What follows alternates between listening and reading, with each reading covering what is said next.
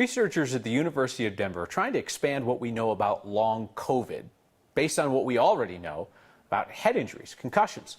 Long COVID is the lasting symptoms that some COVID patients have well after the virus is out of their system. Associate Professor Bradley Davidson and his team explained their research to our photojournalist Corky Scholl.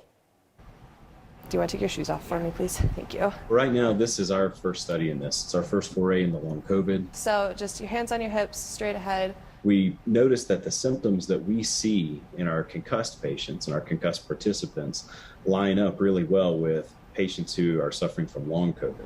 Here we go. And so we started to ask the question, does the rehabilitation techniques that have been effective for post-concussion syndrome, could those be effective for long COVID?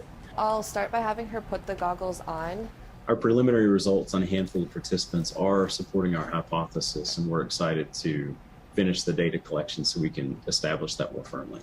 But ultimately, right now at this stage, we want to get some treatment on the table that's going to work for these patients.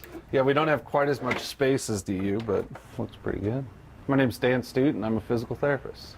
It's certainly somewhat exciting to hear that people are starting to look into these things. Slow it down a little bit.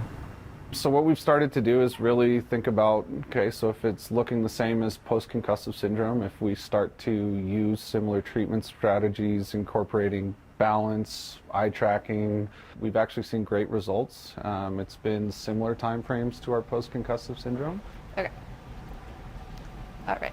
That's always satisfying, to see your work in the laboratory have a clinical outcome and not just be written into an academic paper. Ready, Erica?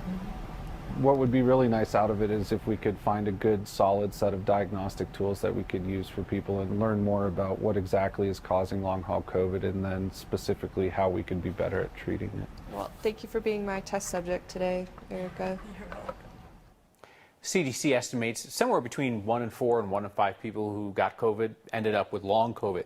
Brad and his team are still looking for participants for their study. If you're interested in learning more, we have an email where you can reach them. It's in this article on 9news.com.